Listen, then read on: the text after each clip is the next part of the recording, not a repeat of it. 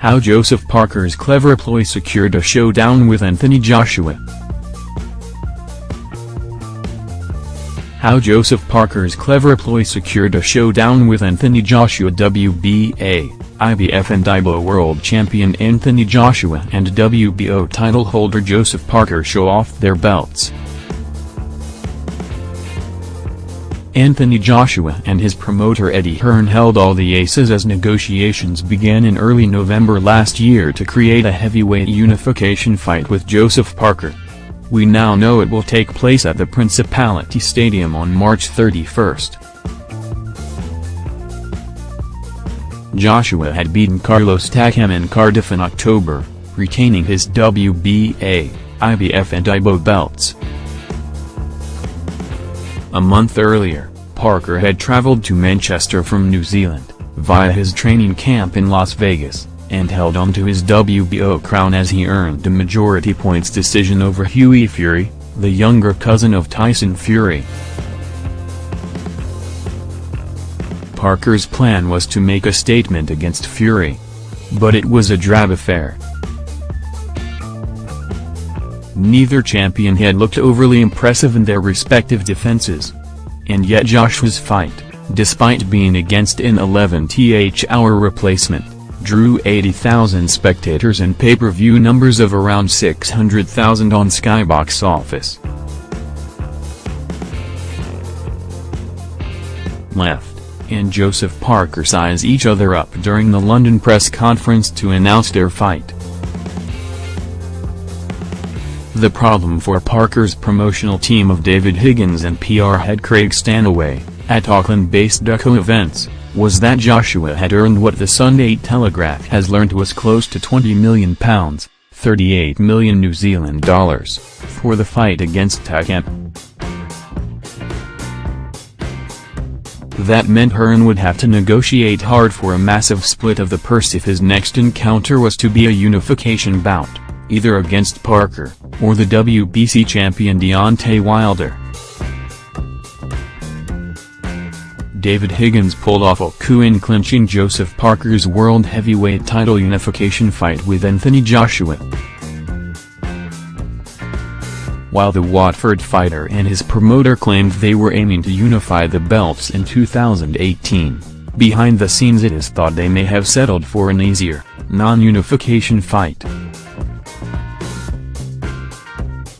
But what helped Ducko Events, the Sunday Telegraph has learned, was that Skybox Office executives were keen for a unification battle, and Wilder was asking for too much. It opened the door to the New Zealanders. Hearn had proclaimed after the Joshua Takam fight that it would be Parker, Wilder and Fury in 2018. It painted him into a corner because the British public would expect nothing less. A defense against Alexander Ustinov or Christian Hammer would have been an embarrassment. So Ducko Events focused on the glass jaw angle to build Parker's profile and pile pressure on the Joshua camp, with a video on YouTube designed to go viral. The press conference to launch the video, showing Joshua being knocked down, was streamed on Facebook. The feed was poor, but it helped land the fight.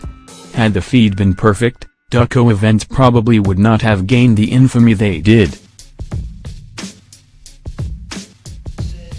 The Sun panned the Facebook feed, prompting British fans to flock to the internet to find the press conference. It was a momentum changer. Hearn came under pressure to sign the fight. "We had always targeted Joshua, and the fight with Fury in Manchester was part of the plan," explained Parker's promoter, David Higgins. "We needed a campaign. AJ was already a star. Joseph is becoming a star.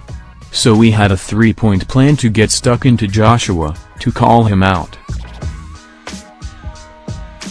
We talked about his chin, we pushed the theme that Joseph is mentally tougher, never rattled, and that he has greater hand speed.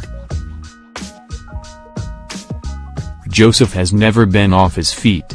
We knew Joshua had been down several times, and that he has a vulnerable chin. What we couldn't believe is that no other opponents had ever talked about it. So we went loud and we went public, and they didn't like it.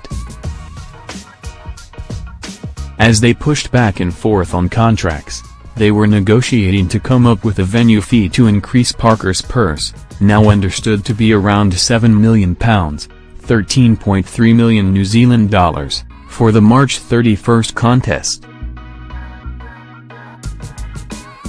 Joshua is expected to earn close to £18 million, 34.2 million New Zealand dollars. The venue potentially had big economic value, worth tens of millions to the location, so we talked to various places, said Higgins, who had come up with Dubai and Barcelona FC's camp as potential venues. Twickenham, and cities in Germany were also touted.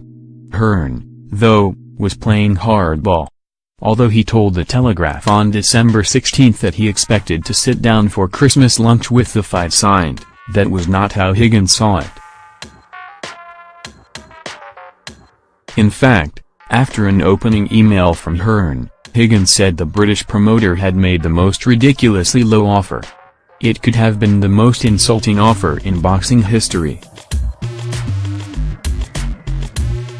Higgins told the Sunday Telegraph, "We targeted getting a fair ratio for the fight, and we looked into Joshua's chin. The fair ratio bothered them, as did public discussion of Joshua's fragile chin. We believe Joshua was mentally rattled." Duco Events said they were negotiating to sign Australian Lucas Brown to fight Parker. It was a bluff, a standby. They still wanted Joshua. A victory over him would secure a massive second fight and a mammoth payday.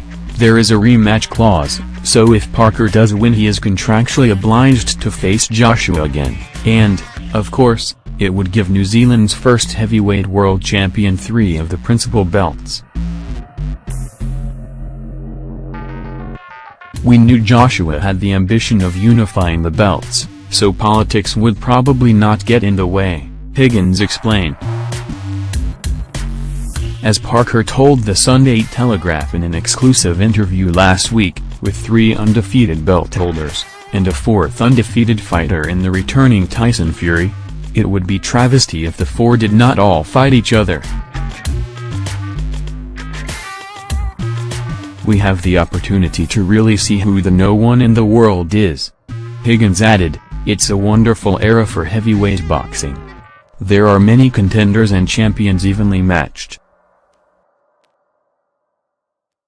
I think we're going to see a period of close and exciting fights and rematches, and hopefully unification and one champion rising to the top. All the greats put it on the line." Evander Holyfield, Mike Tyson. That's because they were fighting the best and wanted to fight the best. Hopefully we're going to see that come to the fore again.